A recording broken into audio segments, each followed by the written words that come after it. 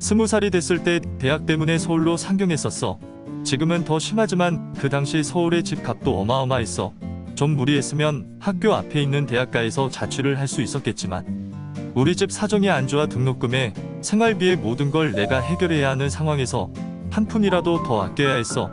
학교에서 자전거로 40분 정도 떨어진 곳에 자취방을 얻었어. 대중교통으로 환승 없이 한 번에 30분이면 갔으니 생각보다 괜찮았어. 그런데 대중교통도 왔다 갔다 계속 하니까 한 달에 10만원 정도 나왔어.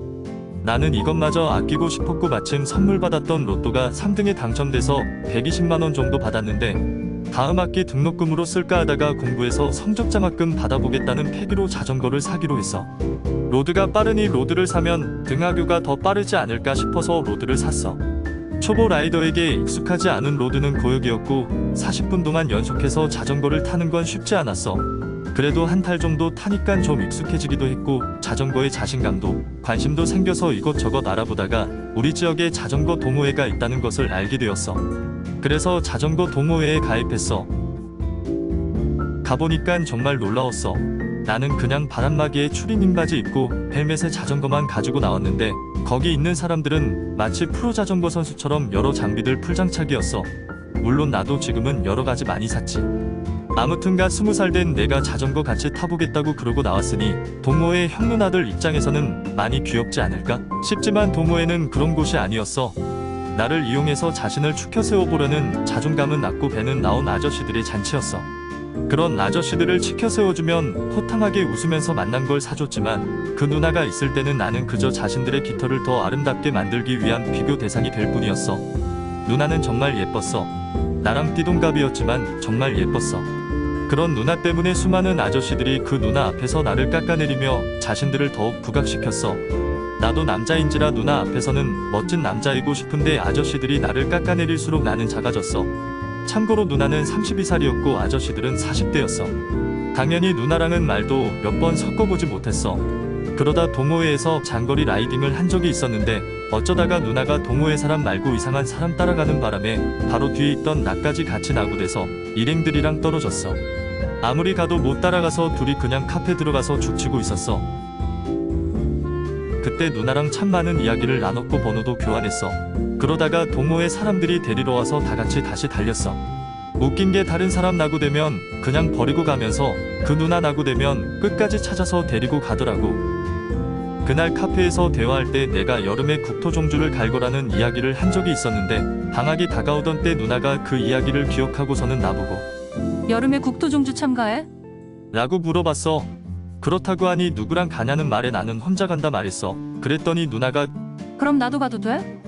이러더라. 그때는 그게 뭔 말인지 몰라서 동호회에서 다같이 가자는 말인 줄 알고 그럼 동호회장한테 말할까요? 이랬어. 근데 단 둘이 가는 거여서. 시간이 지나 종강하고 누나랑 단 둘이 국토종주를 가게 되었어. 첫날은 가볍게 아라뱃길 시작길부터 양평까지 갔어. 근데 문제가 있었던 게 나는 여자랑 숙소를 가본 적도 없었고 보통 이런 거 비용은 남자가 내야 하고 어떻게 해야 하지? 하고 머리를 싸매고 있는데 누나가 내가 낼게 하더니 숙소비를 계산했어. 자기 방은 자기가 내는구나 하고 나도 내 방 내려고 하는데 누나가 왜 그래? 하고는 날 데리고 올라갔어. 방에 도착하니 난 너무 긴장돼서 컵라면 사러 편의점에 잠깐 다녀온다고 했어. 편의점을 다녀와서 숙소에 들어가 누나한테 문 열어달라고 했는데 씻고 나서 가운만 입고 있었어. 이게 무슨 상황이지 머리가 새하얗게 변했는데 누나는 옷을 못 챙겨와서 그렇다고 했어.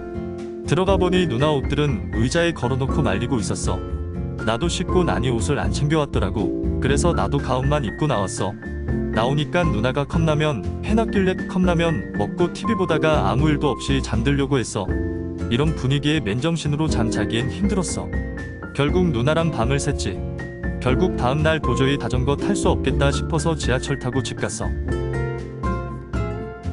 그 후로 동호회가 없더라도 만나는 사이가 되었어.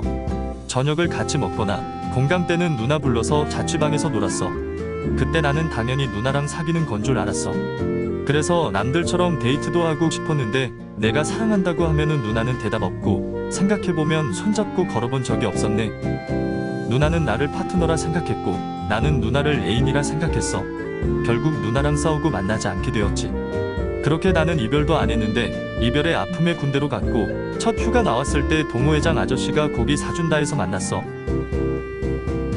내가 그 누나 때문에 많이 힘들어 한단 걸 안 동호회장 아저씨가 그 누나에 대해 말해줬어. 동호회원들 중에 걔랑 논 사람들 많다고 원래 그런 여자니까 털어놓으라고 했어.